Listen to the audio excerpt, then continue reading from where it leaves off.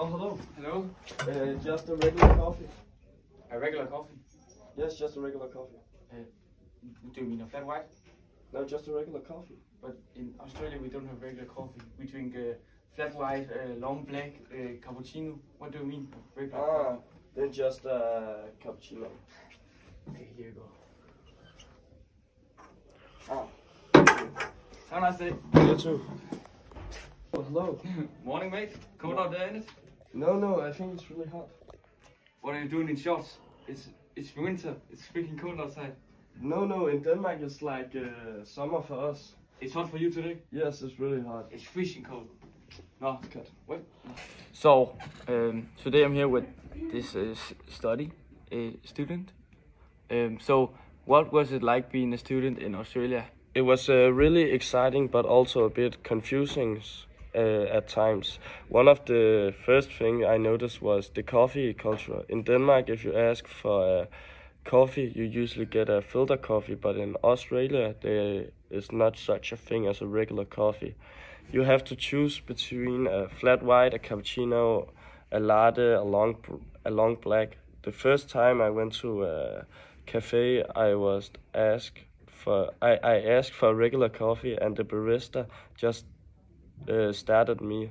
It felt a bit embarrassing, but I quickly realized that coffee is actually a big part of Australian culture, almost like a lifestyle. Ha ha ha, that sounds funny.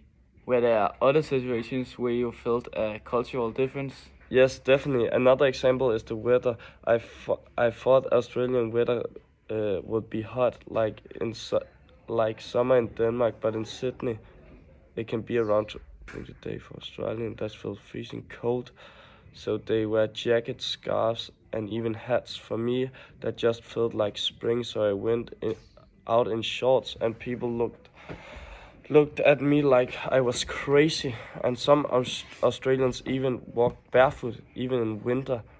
Sometimes something would never happen in Denmark. Well, how did you feel in those moments? At first, it felt a bit awkward, but also because I didn't want to start out as the foreign who didn't understand what was going on. But later I found it funny. I thought me the small everyday. It taught me the small everyday things like ordering coffee and choosing what to wear can feel complicated, different in other countries. Okay, so what did you learn from those cultural clashes? I learned that studying abroad isn't just about school and learning English. It's also about learning to adapt and to laugh when things don't go as expected. Cultural differences can be confusing, but they also make the experience memorable. You grow more independent, and you learn to see the world in a new way. Honestly, I think that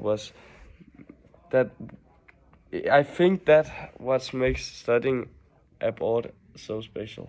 Well, thank you very much, Niklas. Pleasure. Thank you. Pleasure.